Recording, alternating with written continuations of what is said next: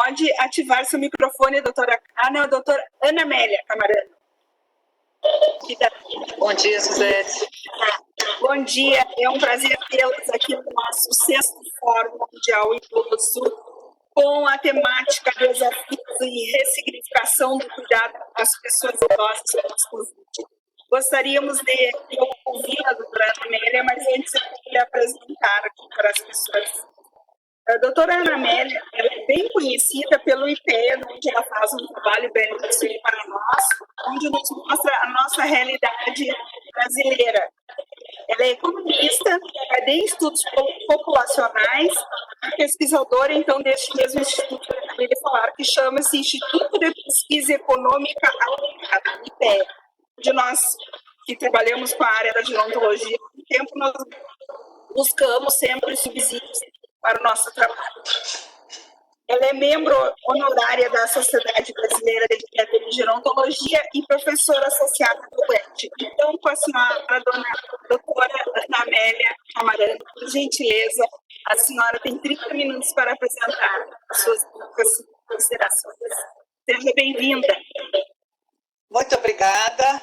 Um bom dia a todas as pessoas. Em primeiro lugar, eu queria agradecer muito o convite, me sinto muito honrada de estar aqui, ao lado da minha querida amiga e colega de trabalho, a doutora Carla Giacomin.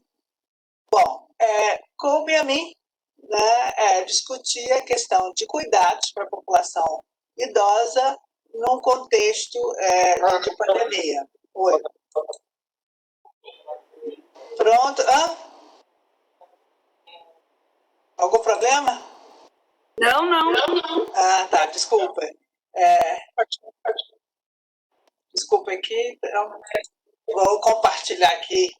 E a gente ainda está aprendendo, né? Nessa pandemia a gente está aprendendo tanta coisa, né? Uma delas é essa questão tecnológica, porque eu brinco que eu sou analfabete.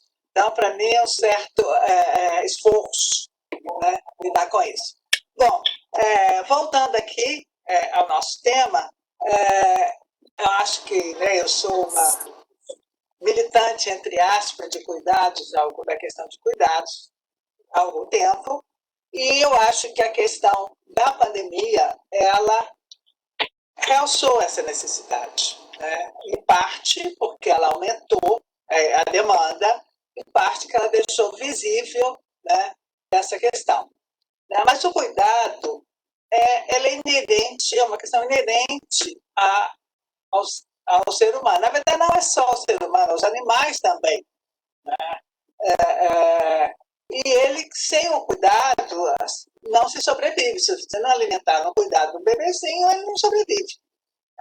Então, ele é fundamental, desde o nascimento até a morte.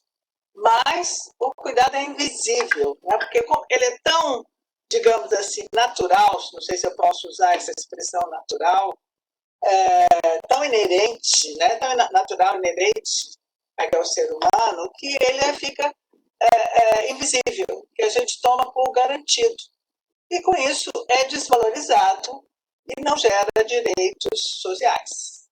Então, há como consequência, a maioria dos cuidadores são mulheres e são pobres, né?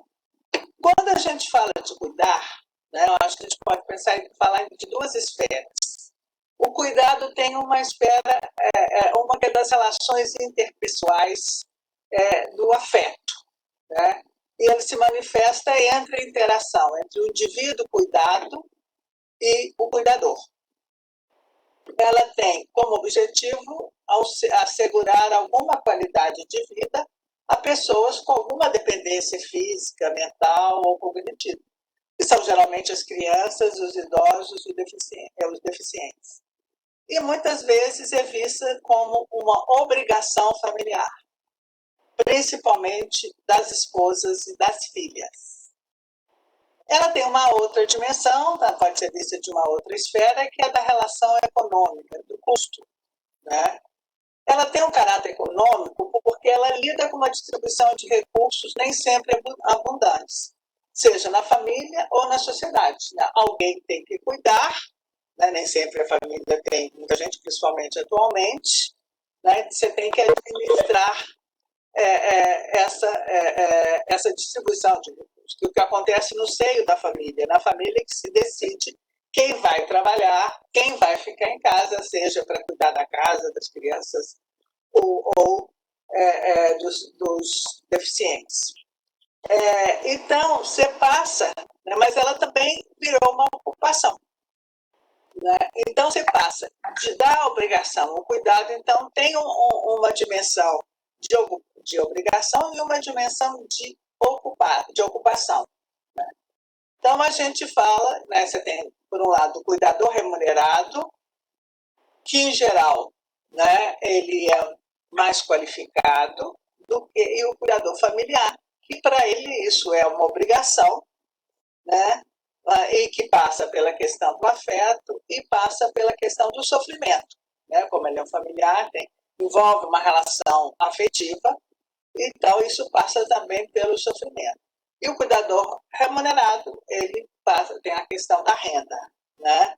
Por exemplo, um trabalho da OIT na América Latina, de 2018, ele mostra que o trabalho do cuidado ele constitui uma fonte de renda importante para as mulheres latino-americanas, né? Sejam as babás, a cuidadora de idosos, as enfermeiras. Das 47 milhões de pessoas que desempenhavam essa atividade, cerca de 75% eram mulheres. Por isso a gente fala que o cuidado tem uma dimensão forte de gênero. Tá? Agora, aqui no Brasil, apesar de considerar as empregadas domésticas, as babás, cuidadores de idosos, né, isso constitui uma massa, uma parte importante da força de trabalho, mas a profissão de cuidador, embora a ocupação cuidador seja reconhecida na classificação brasileira de ocupações, no Brasil, a profissão de cuidador ainda não foi regulamentada. E os cuidadores familiares, né, numa pesquisa feita para São Paulo, eles apresentam uma escolaridade muito mais baixa do que os cuidadores das ILPIs, o que significa o que mostra a importância do treinamento, da capacitação dos cuidadores familiares, sejam remunerados ou não. Bom, o coronavírus, né, a pandemia, ele aumentou a demanda de cuidados, mais pessoas necessitam, e realçou a sua importância. Né? Colocou em evidência a fragilidade dos idosos. Então, até pouco tempo atrás, se falava da euforia dos velhos na melhor idade. Agora, os velhos viraram grupo de risco. Né? Então, isso é uma coisa que tem me incomodado muito, essa mudança, né? Essa mudança de percepção, né? E o desalento que tem trazido com isso. A pandemia afetou também os cuidadores, que têm desempenhado suas tarefas muitas vezes em condições mínimas de segurança e proteção. Então, quem cuida? O cuidado familiar é o mais importante para qualquer grupo familiar, especialmente crianças e idosos. Ele é fundamentado em um contrato social existente no âmbito do grupo de parentesco familiar, né? Baseado em normas, obrigações e trocas entre as gerações. Eu cuido dos meus filhos e os meus filhos vão cuidar de mim. Então, são normas se diz, né, o contrato intergeracional, né, pressupõe isso. Ou o contrato tradicional de gênero, que fala o homem é o provedor e a mulher é a cuidadora. No caso do cuidado com os idosos, há um consenso entre os especialistas que é melhor para os idosos frágeis serem cuidados em seus lares. E os custos do cuidado formal são muito elevados. No entanto, né, quando se faz isso, quando está na nossa legislação, por exemplo, você assume que os cuidadores familiares eles não correm em custos financeiros ou emocionais para provisão de cuidados. Mas cuidar custa. Custa tempo, custa dinheiro, custa perda de oportunidades, principalmente no mercado de trabalho. Então, quando se estabelece que a família deve ser a principal responsável pelo cuidado, né, dos idosos, se tem que pensar que as políticas para os idosos elas têm, então, que ser elaboradas dentro de um contexto global de políticas de proteção para as famílias. Né? E outra coisa que se tem que pensar é que a sociedade intergeracional ela não é garantida. Ela é uma construção. Né? Ela tem que ser uma construção permanente, né? Através de negociações, acordos, ajustes, contradições e conflitos. E a solidariedade intergeracional ela já estava sendo afetada pelo discurso do envelhecimento ativo ou saudável, ou seja, que diz eu preciso envelhecer bem para não ser um peso para a sociedade nem para a minha família, e agora, né, como a pandemia, reforçou o preconceito contra idosos. Não que isso não existisse, mas a pandemia reforçou, né, esse preconceito.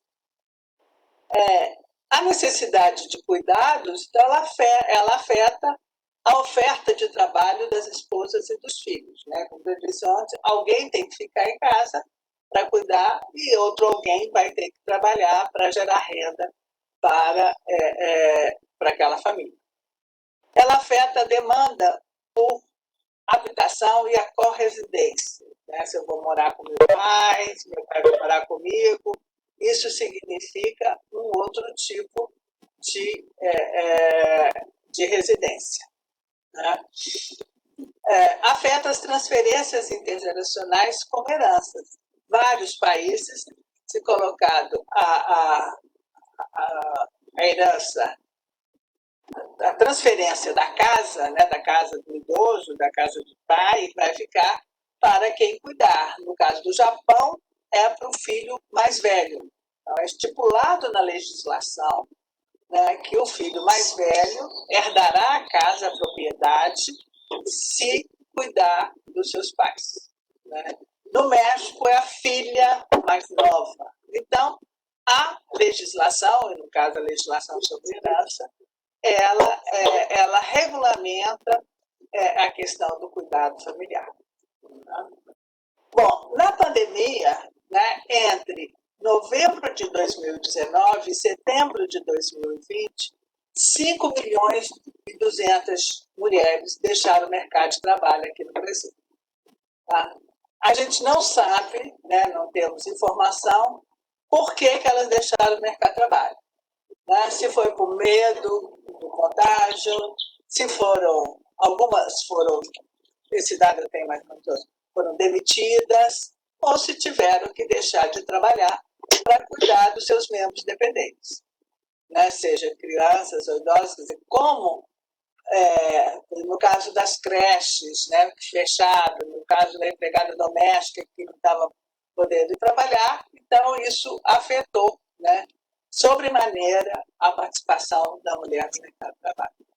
Bom, né, é conhecido que a legislação fala que a principal responsável pelo cuidado do idoso, né, isso está na Constituição Federal de 88, na Política Nacional do Idoso de 94 e do Estatuto do Idoso de 2003. Então, com isso, a oferta de cuidados não formais é baixa, né, e a utilização é baixa. Então, a legislação ela é fruto do preconceito, né, em relação às ILPIs, ao asilamento dos seus membros, e, ao mesmo tempo, ela reforça esse preconceito. Bom, então, pela PNAD de 2019, quem cuida, né, eram 5 milhões e 100 mil pessoas, das quais 62% eram mulheres, 2/3 eram mulheres. 33% tinham mais de 60 anos e 23% tinham mais de 65 anos. É uma coisa que a gente já fala muito, é o idoso cuidando de outro idoso. E 118 mil eram empregadas domésticas. Então, sendo comum, né, aqui no Brasil, como a tradição da empregada doméstica, esse dado, por exemplo, para mim está até subestimado, porque a gente sabe que é grande, impressionista, o número de empregadas domésticas que exercem a função de cuidador, né, e sem ter, muitas vezes, uma qualificação, uma capacitação adequada para isso. Na linha de base da pesquisa ELS, que foi a Campo 2015, 89% dos homens e 80% das mulheres recebiam cuidados de familiares não remunerados, né? Hoje, a gente se estima, para 2020, que o número de cuidadores não remunerados seja próximo de 4 milhões. Isso tem um problema muito complicado, né? Para mim, eu tenho trabalhado um pouco com isso, porque se esses cuidadores não remunerados não contribuem para a Seguridade Social, ou não têm um marido ou uma esposa, um cônjuge que contribui para a Seguridade Social, quando o membro dependente, o membro que está sendo cuidado, falecer, certamente essa pessoa, esse cuidador, né, vai ficar desprotegida, né, porque não tem um histórico de contribuições para se aposentar, ainda mais agora com a reforma da Previdência, que aumentou esse tempo, né, e provavelmente não vai ter.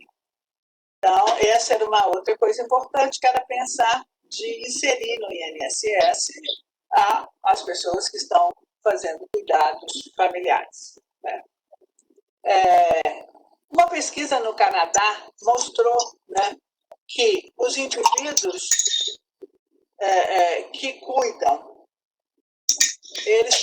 eles não conseguem um trabalho adequado entre o trabalho fora de casa e o cuidado do idoso.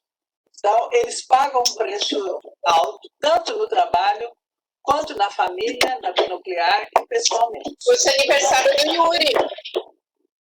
Então, isso deixa claro, quer dizer, que o cara não consegue ter um bom desempenho no trabalho, não consegue fazer um bom cuidado, desempenhar um bem cuidado, tem um impacto na família nuclear, né? Isso é muito comum com mulheres aqui no Brasil, mulher que trabalha fora, que cuida do pai, que é casada, que tem filho, e tem um impacto na vida pessoal dessas pessoas. Isso também se verifica para os empregadores, porque esses empregados, eles têm uma taxa mais alta de abstencionismo, têm uma maior rotatividade, uma satisfação mais baixa com o trabalho e um estresse maior, porque eles estão acumulando duas funções, né? Novamente, eu ressalto que isso é muito comum entre as mulheres. E a sociedade também paga um preço, porque com isso aumenta a demanda pelo uso do sistema de saúde. Bom, aqui no Brasil, a gente já sabe da redução da oferta de cuidadores informais ou familiares, né, dadas mudanças na família. A fecundidade mais baixa, o menor número de filhos, as mudanças na nupcialidade, a maior participação da mulher no mercado de trabalho, mas a pandemia, ela aumentou, né, ela impactou também nessa redução, né? Pela dispensa do trabalho, dos trabalhadores, dispensa dos trabalhadores diaristas e mensalistas, pela necessidade de isolamento social e queda na renda dos empregadores. Só para dizer que a renda das famílias brasileiras entre novembro de 2019 e setembro de 2020, ela caiu 21%. Então, isso levou a uma redução, né, uma demissão, né, de trabalhadores domésticos. as condições precárias do trabalho, que incluem o deslocamento para casa dos empregadores em transportes públicos lotados e sem higienização e proteção contra a pandemia. A própria natureza do trabalho de cuidado, que expõe essas pessoas ao risco de contaminação por estarem em domicílios com pessoas doentes. Então, na verdade, falta condições mínimas de segurança e proteção. Né? Bom, numa projeção que a gente fez no cenário, né, para demanda de cuidados até 2030, comparando uma estimativa para 2020 até 2030, né, teriam 5,1 milhões de idosos, necessidade de cuidados em 2020, e esse valor passaria para algo em torno de 7 a 8 milhões. Quer dizer, 2030 está aí, né? E seria um aumento de pelo menos 2 milhões de idosos com necessidade de cuidados. Considerando a atual estrutura de cuidados, os idosos recebem com cuidador familiar, sem pensar na qualidade, mas a estrutura que está vigente, com cuidado familiar, com cuidado domiciliar remunerado e com o ILPIs, com idosos abrigados no ILPI, considerando essa estrutura, a gente teria, né, até 2030, 1.700.000 idosos que não estarão recebendo nenhum tipo de cuidado. Idosos frágeis, eu estou falando aqui de idosos frágeis que eu meço pela pessoas que têm dificuldades para as atividades básicas da vida diária, como comer sozinho, ir ao banheiro sozinho, tomar banho sozinho, ou seja, que precisa de uma pessoa. Bom, então o que se pode fazer? Né? Em primeiro lugar, não se pode abrir mão da família cuidadora. Mas, por outro lado, não se pode tomar como garantido que a família vai continuar cuidando. Então, é importante, né, que o Estado e o mercado privado dividam com a família essa responsabilidade do cuidado. Isso já começou em alguns estados de bem-estar social na Europa desde os anos 70. Né? E a ideia era um esforço do Estado em criar condições para favorecer a conciliação entre a vida profissional e o trabalho de cuidado das mulheres.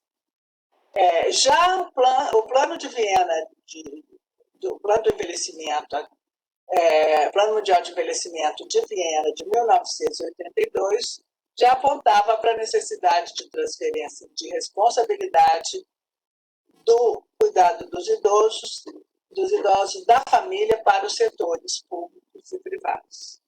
No Brasil, essas políticas evoluíram no cuidado com as crianças. Embora seja baixa a proporção de creches ainda no Brasil, mas comparando com 20, 30 anos atrás, né, houve um grande conhecimento. Né? A política de cuidados, né, ela nem com a pandemia...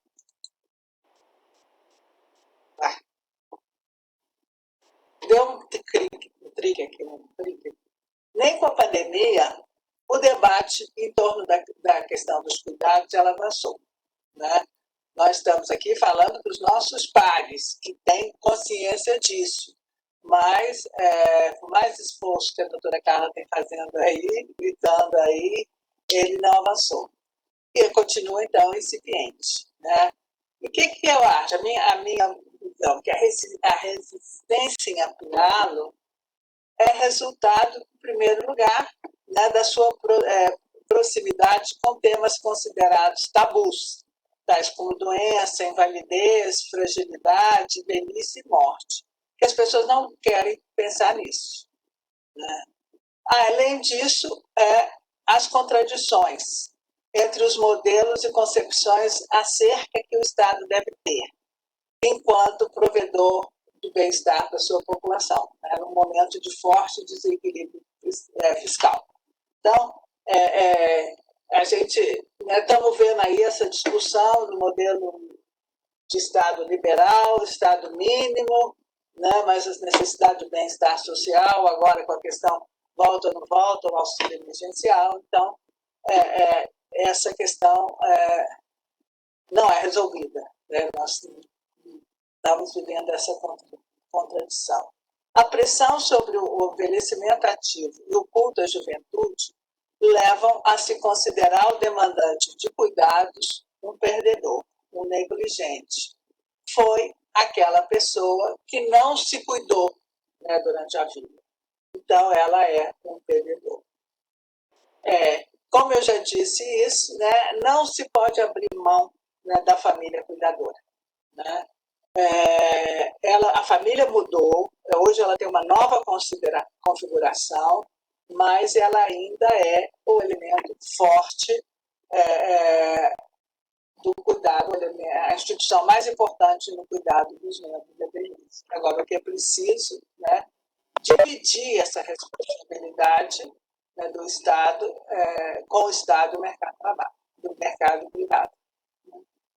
O cuidado aqui no Brasil, o pouco que se tem, né, ele deve da esfera caritária, né, eu gosto de citar isso, embora já tenha mais de 10 anos, mas na pesquisa que eu fiz há 10 anos atrás, das ILPIs, no Brasil, no Estado brasileiro, nas suas 3 esferas, estadual, municipal e federal, tinha 164 ILPIs, e a São Vicente de Paulo, a Sociedade São Vicente de Paulo, tinha 701.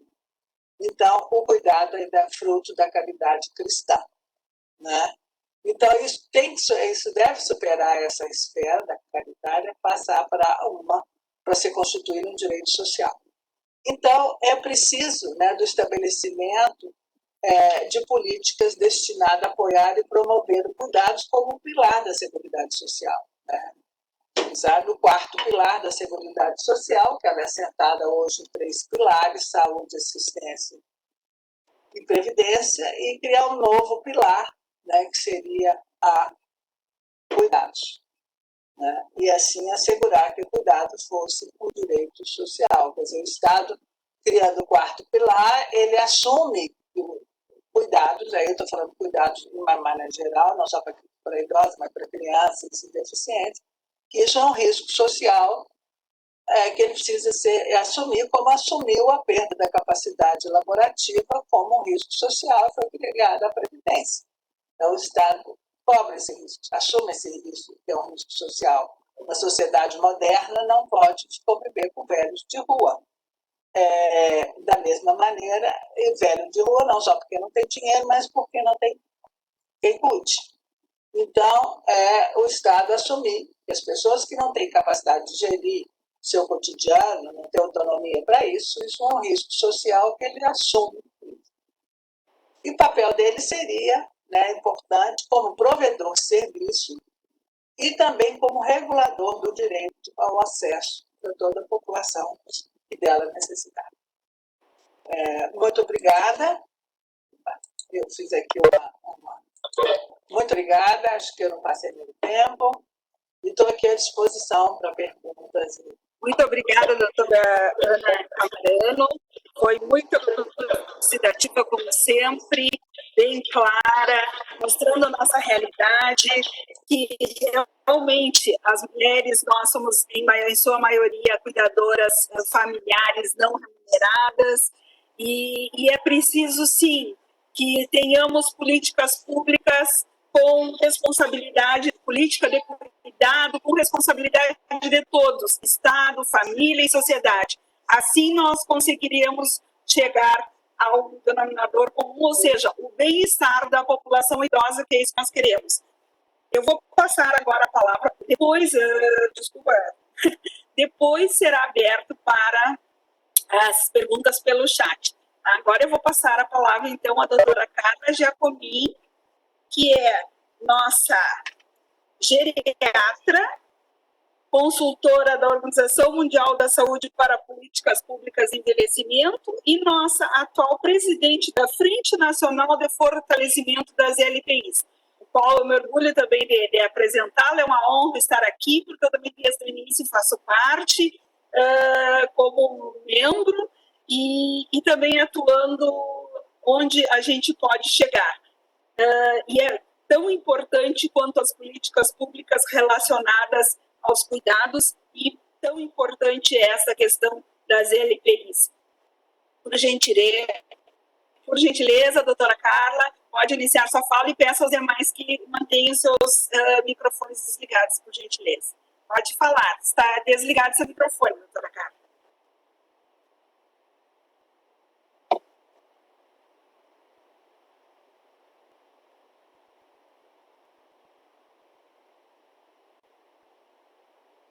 Está desligado seu telefone, seu interfone.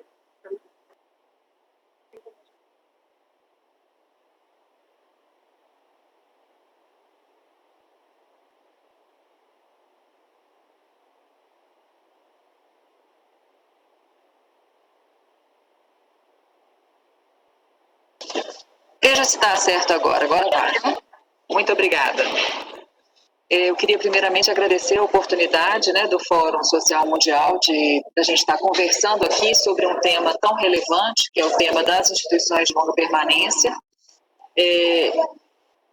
A pandemia ela trouxe para a cena, né, a questão das instituições, e eu acho que esse momento ele precisa ser aproveitado para nós refletirmos para onde a gente quer ir, tá? Eu vou, então, exibir a minha apresentação. Se eu tiver dificuldade, eu peço ajuda aí aos universitários para me ajudar, tá bom?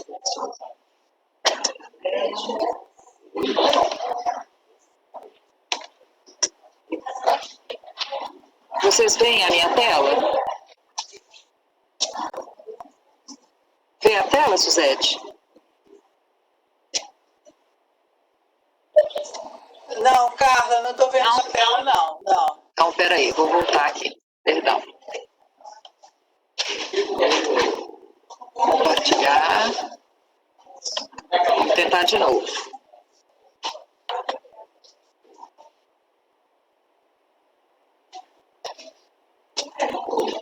Já vai, gente. Calma.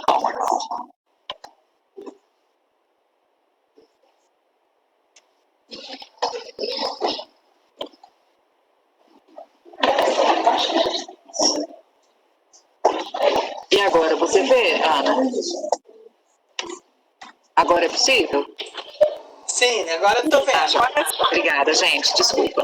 Não, sem problema. Estamos aqui para... Isso acontece nas melhores famílias, não se preocupe. Então, o que a gente queria dizer para vocês é isso. O que é isso, né? Do que a gente está falando quando a gente fala de ILPI, de Instituição de Longa Permanência para Idosos? Na verdade, a ILPI é uma instituição velha, ela existe desde a época da rainha, da época elisabetana, né, lá do século XVI, XVII, XVIII, XIX, XX, bem-vindo aí, mas ela continua desconhecida. Atualmente, ela é uma instituição em crise de identidade. Eu não sei se quando a gente fala ILPI, nós estamos falando da mesma coisa. Se quando eu me refiro a uma ILPI, você sabe do que se trata. E se eu chegar na rua e perguntar às pessoas assim, onde é que eu posso encontrar um ILPI? Ninguém sabe o que é isso. E, de certa forma, ela é também uma instituição que reflete a sociedade. Por isso, essa visibilidade trazida pela pandemia não pode ser perdida. A gente vai apresentar muito brevemente a atuação da Frente Nacional de Fortalecimento da ILPI e fica a pergunta, haverá um ILPI diferente pós-pandemia? Então, para nós, ILPI seria uma instituição que congregasse, ao mesmo tempo, habilidades, atributos de uma moradia, mas também habilidades e atributos de cuidado. Então, entender esse equilíbrio é fundamental. Durante muito tempo, a ILPI foi só moradia, era só o abrigo, né? Ela não tinha a pretensão de cuidar. Mas com o envelhecimento da população, com a sobrevida de pessoas em razão de doenças crônicas, com incapacidades, a ILPI cada vez mais passa a ser um local de cuidado. O que nós podemos perceber a partir da visibilidade que a pandemia trouxe? Que não existe um consenso na sociedade sobre o que seja uma instituição de longa permanência. Que nós não temos um cadastro único de entidades assistenciais no nosso país. Que falta apoio das políticas públicas para a população assistida, especialmente para aquela população assistida nas instituições privadas. E eu quero dizer isso porque no Brasil a gente tem apenas 6% das instituições públicas, 94% das instituições são privadas. Existem instituições privadas sem fins econômicos, que são as filantrópicas, e existem instituições privadas com fins econômicos, né? Ocorre que mesmo as instituições ditas filantrópicas, elas não têm o certificado, aquela certificação de entidade beneficente. 58% apenas tem. Então, na prática, a população brasileira, ela se vira nos 30 para conseguir um cuidado institucional, caso ela necessite. Outra lacuna que a gente percebeu, que a pandemia trouxe, é a necessidade de uma revisão da atuação sanitária, tanto do ponto de vista fiscal, quanto do ponto de vista assistencial. Qual será, de fato, o apoio do sistema de saúde às instituições de longa permanência? Por outro lado, falta transparência na política de assistência social quanto aos fluxos para a inserção de uma pessoa numa ILPI. A instituição de longa permanência ela está incluída como instituição, entidade de acolhimento, unidade de acolhimento, no âmbito da política da assistência social. Mas quem pode me dizer hoje como eu consigo uma vaga numa instituição pela assistência social? Então é importante que a gente compreenda a ILPI como essa unidade de acolhimento para pessoas idosas e também adultas. Cada vez mais nós sabemos que existem pessoas não idosas que estão sendo assistidas em instituições de longa permanência, muitas vezes por determinação da justiça, porque as famílias não conseguem suprir a necessidade de cuidado. Então, tudo isso fala para nós da necessidade de políticas de apoio, tanto às famílias e de respiro também para os cuidadores. A professora Ana Amélia já deu esse panorama inicial, demonstrando o quanto falta para nós de recursos para apoiar as pessoas idosas que precisam de cuidado. Quando a gente fala que a ILPI é uma instituição em crise de identidade, é porque mesmo os nomes, a gente pode dizer, a gente encontra lar, abrigo, asilo, casa de repouso, clínica geriátrica, hotel geriátrico. Mas será que nós estamos falando da mesma coisa? Será que basta oferecer cama, roupa lavada, comida? Não, eu acho que nós já passamos dessa fase. Nós queremos mais em termos de uma instituição de longa permanência. Será que a ILPI é uma instituição que reflete a nossa sociedade? E para a nossa sociedade, o que significa envelhecer? Qual que é o lugar da pessoa idosa na sociedade brasileira? Quem é a pessoa idosa? Quais são as políticas de promoção do envelhecimento ativo que estão estabelecidas no nosso país? Quais são as políticas de cuidado que nós podemos contar ao longo da vida? Então, dessas questões ainda mal respondidas que o Fórum tem que lidar e que nós todos, como cidadãos, também precisamos lidar. Quando a gente fala que existem lacunas nas políticas públicas, por exemplo, nós não sabemos quantos idosos institucionalizados temos. Nós podemos aproveitar os dados do censo de ILPIs, que foi o único censo realizado até o momento, que a professora Ana Amélia realizou em torno de 2009, né? Ou nós podemos utilizar os dados disponíveis no censo SUAS, no censo do Sistema Único de Assistência Social, que são renovados a cada ano. Independentemente disso, nós não sabemos quantas instituições privadas nós temos. Nós sabemos que a distribuição no nosso país é uma distribuição absolutamente heterogênea.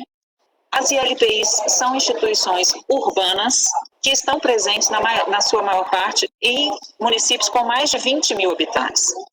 Isso significa que em municípios com menos de 20 mil habitantes não haveria necessidade de cuidados? Não.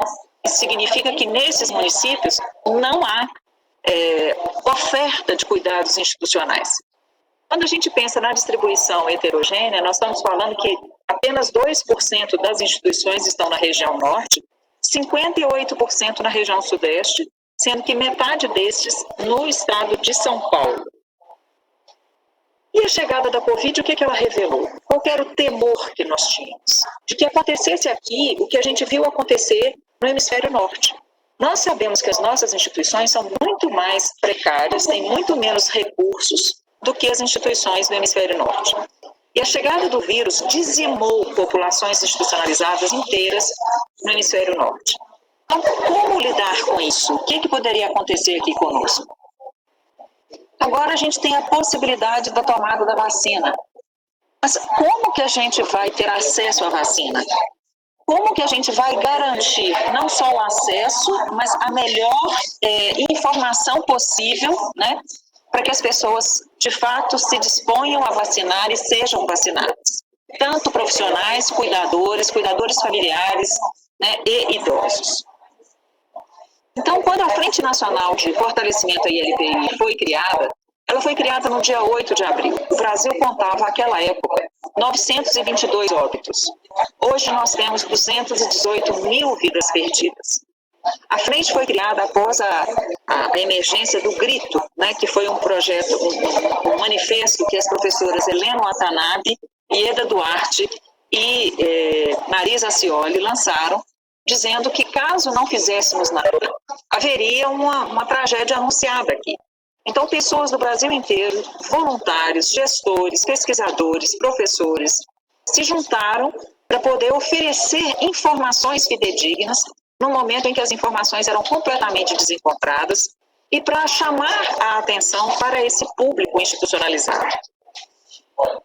Disso resultou, acreditamos nós, que houve um bom impacto, um grande impacto dessa atuação, uma vez que, diferentemente de outros países em que o índice de mortalidade foi altíssimo, com mais de 50% de todos os óbitos do país sendo óbitos de pessoas institucionalizadas, no Brasil, a porcentagem de óbitos de residentes de ILPI no total da população chega a 1,4% apenas. Mas mesmo assim, de cada 5 idosos contaminados pela Covid, desde que ele seja institucionalizado, 1 idoso falece. Então, é grave a gente lidar com a Covid no âmbito institucional brasileiro. Aqui, como eu havia adiantado para vocês, enquanto em Ontário 85% dos óbitos aconteceram em instituições de longa permanência, no Brasil 19% dos óbitos de idosos acontecem em instituições de longa permanência, sendo que de cada 5 idosos institucionalizados que são contaminados, 1 falece. Mas esses óbitos representam menos de 2% no total de óbitos brasileiros. O que motivaria essa menor letalidade? Sem sombra de dúvida, a suspensão de visitas que foi feita desde abril, desde março, né? Nós estamos aqui quase roucos de pedir para que as visitas não aconteçam, para que aconteça o uso de equipamentos de proteção individual e para que aconteça a sistemática capacitação de colaboradores. Então, a Frente Nacional já produziu material, já tivemos mais de 130 mil acessos para baixar esses materiais gratuitamente. São materiais embasados em dados científicos e que estão completamente disponíveis a quem precisar. E aí a gente chega no pós-pandemia. Então, o que são as ILPIs? A nosso ver, são locais de vida e de cuidado, que acolhem pessoas vulneráveis, frequentemente mais doentes, 50% a 80% com demência. E também, para nós, a qualidade do cuidado e a qualidade da gestão do atendimento são indissociáveis. Apesar disso, nós temos ciências também que a equipe de cuidado está sujeita a diversos obstáculos na sua prática, seja pelo funcionamento institucional, seja por dificuldades emocionais, por falta de treinamento, por falta de suporte. Então, o que a gente traz para nós aqui em termos do pós-pandemia, quais seriam as nossas necessidades? De superar as falhas na gestão. Faltam protocolos, a gestão é amadora, com isso a gente comete erros sistemáticos, faltam recursos, então os problemas organizacionais são reais, e quando a gente fala faltam recursos financeiros, faltam recursos humanos. Para quem não sabe, né, o Sistema Único de Assistência Social, ele deve ser não contributivo, mas as ILPIs são custeadas com recursos dos seus moradores. E isso tudo gera orientações conflitantes. No âmbito dos profissionais, falta reconhecimento e valorização. O ambiente de trabalho, muitas vezes, é um ambiente de trabalho lúgubre, é um ambiente de trabalho triste, né? Falta acompanhamento e, de fato, um monitoramento desse cuidado, e falta treinamento e suporte, inclusive, para as próprias relações pessoais. Tudo isso leva a dificuldades diárias a gente precisa reconhecer que muitas pessoas trabalham ali e vivenciam o medo da velhice e da morte. A ILPI também é palco de violência, tanto de idosos contra idosos, quanto de idosos contra os profissionais, quanto de profissionais contra os idosos, quanto de gestores contra profissionais. Então, todas essas situações de violência, que também geram medo de denunciar essas situações de abuso, perpetuam, né, um fechamento da instituição, que é uma coisa que nós precisamos também conversar. E essa instituição fechada, essa instituição total, que pretende suprir todas as necessidades, leva à perda do sentido da missão e do cuidado. E do ponto de vista da pessoa que ali habita, muitos idosos se sentem culpados por precisar de uma instituição. Muitos idosos estão ali também vivendo a velhice com medo e têm medo da morte. Existe essa questão da violência que eu já adiantei e existe essa certeza ou esse pressuposto de que os idosos que estão ali seriam idosos abandonados. Então nós precisamos conversar sobre isso, né? Quais são as nossas necessidades práticas? Nós vamos continuar aceitando esse panorama que está posto? Não, nós precisamos quebrar a rotina e ressignificar os atos cotidianos dentro das instituições. Nós não podemos mais negar as dificuldades. Nós precisamos reconhecer as nossas próprias defesas, né? Sabendo que nós somos responsáveis pelas nossas ações. Mas nós precisamos, mais do que nunca, promover o diálogo entre diferentes políticas públicas, de habitação, de assistência social, de saúde, de educação, né? Para dizer algumas, que estão envolvidas no processo do cuidado institucional. Já foi dito pela professora Anabelle, que estou aqui para reforçar a necessidade de estruturar uma política nacional de cuidados continuados para qualquer pessoa que demande cuidados, independente da idade. Uma vez que eu preciso de cuidado, eu devo contar com esse cuidado do ponto de vista de uma política, e o cuidado institucional é um dos elos dessa política. Mas para tudo isso, nós precisamos, então, harmonizar os aspectos técnicos de cuidado e relacionais no âmbito cotidiano das instituições. Então, o que a gente pensa que seria necessário?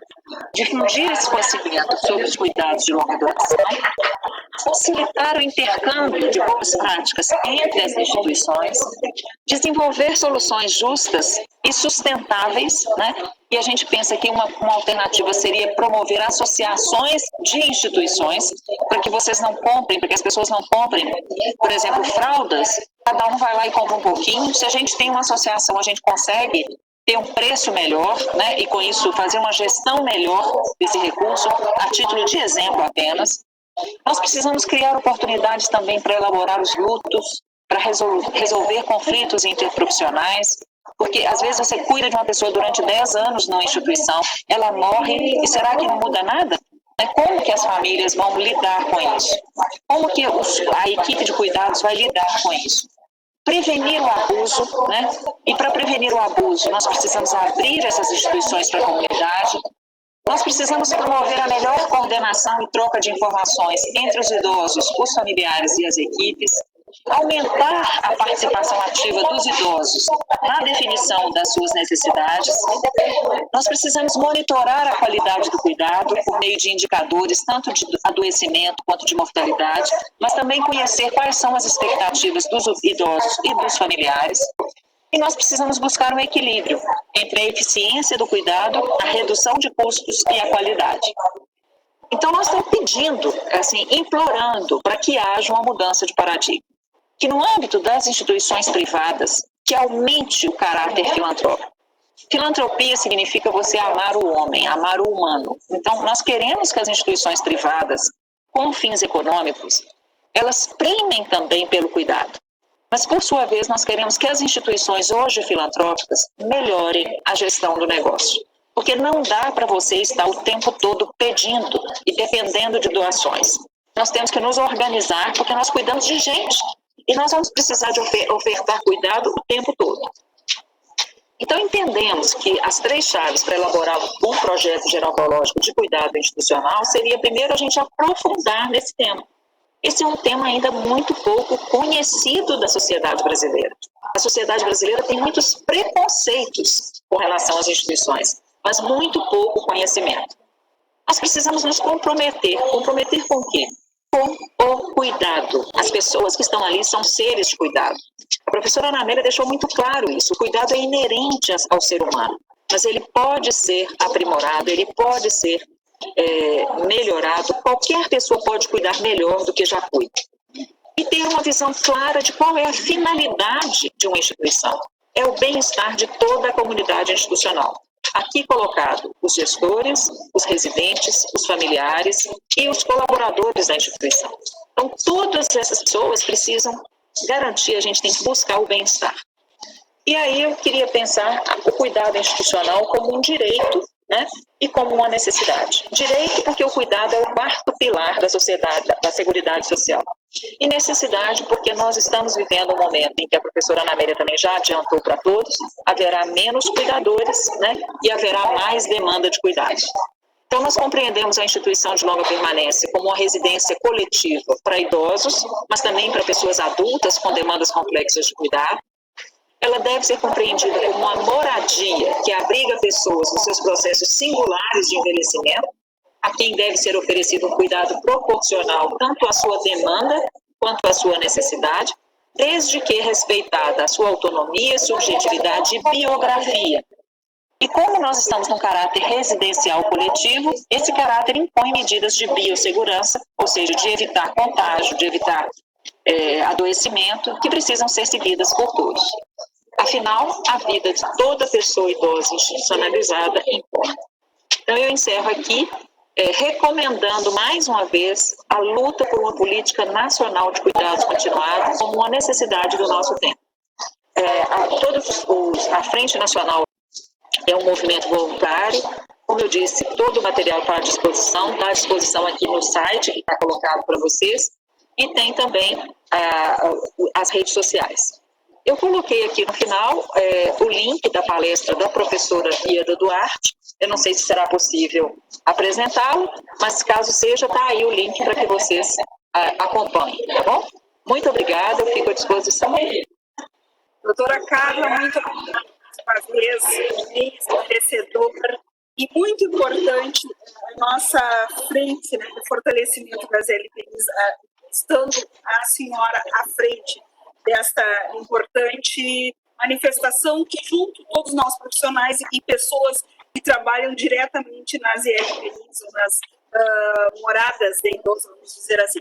É importante todo esse recorte do cadastro, que dará visibilidade, poderemos ter o conhecimento de quem são as pessoas idosas institucionalizadas, muito importante a gestão dos recursos humanos e da logística, que todas tenham acesso, porque realmente é um direito e uma necessidade das pessoas idosas, para que também tenhamos um cuidado humanizado pessoal, respeitando a autonomia e as diferenças de cada pessoa idosa. Porque nós sabemos que o nosso Brasil é imenso.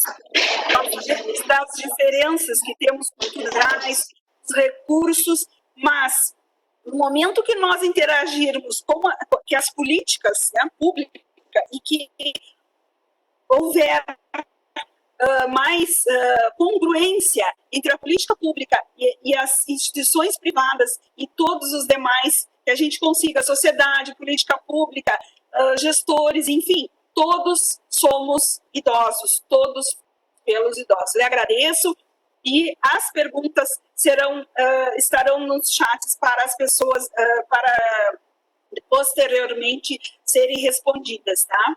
Porque nós temos outras pessoas que estão trabalhando essas questões e, por enquanto, nós fazemos esse fechamento e deixamos aberto para que as pessoas, após, sigam.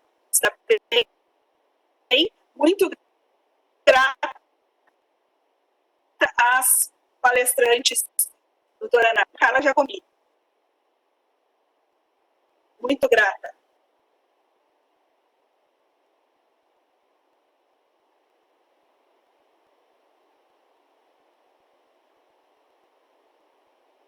Carla, seu microfone está desligado. Sim, muito obrigada. Eu agradeço também pela oportunidade. Eu queria aproveitar essa oportunidade também para dialogar um pouco com a Ana Amélia, né, sobre essas questões que eu acho que são fundamentais. Bom, eu também agradeço, né, a oportunidade enfim, é sempre bom, né, Carla, trocar umas figurinhas aí com você, né? Enfim, desnecessário dizer que sua apresentação, como sempre, brilhante. Enfim, o que eu gostaria, né, de trazer aqui, né, para a gente poder discutir, né, é uma coisa que tem me angustiado, que aí como que a gente faz, tá, para levar essa demanda que a gente tem, essa questão que a gente levantou para frente. Como que a gente faz para extrapolar, né, assim, dos nossos pais? Sem dúvida, né, o trabalho que vocês estão fazendo aí da Frente Nacional foi fundamental. Né? Vocês conseguiram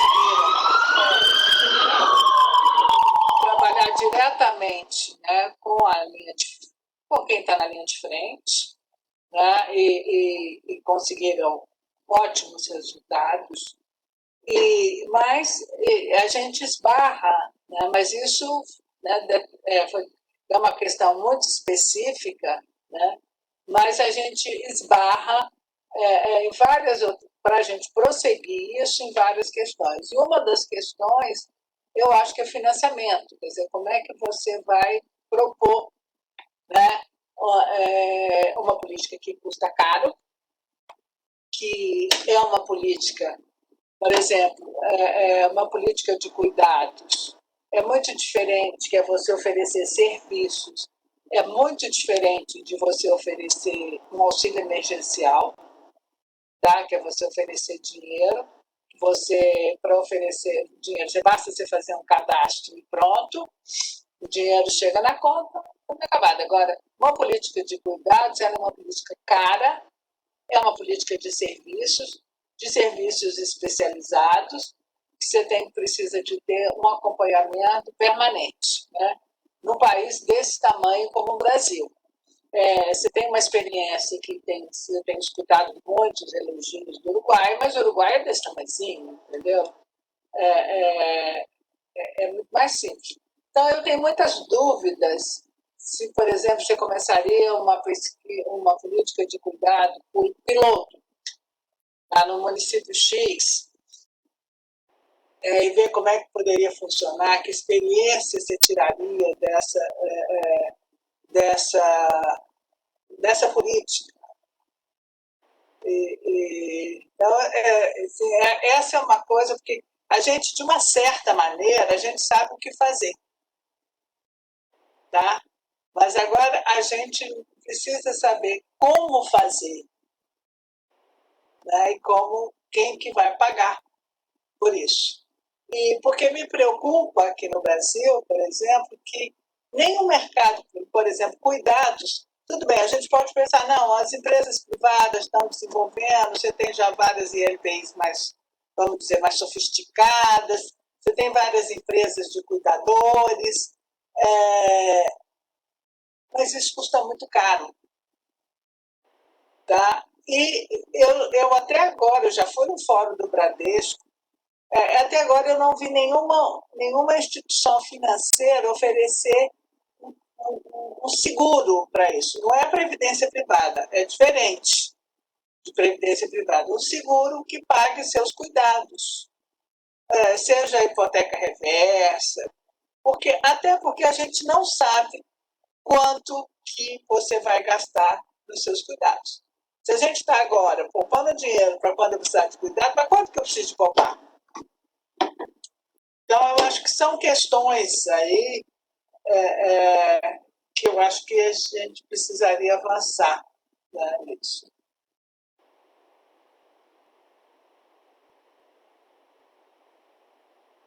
Bom, mais uma vez, então, agradeço a fala de ambas.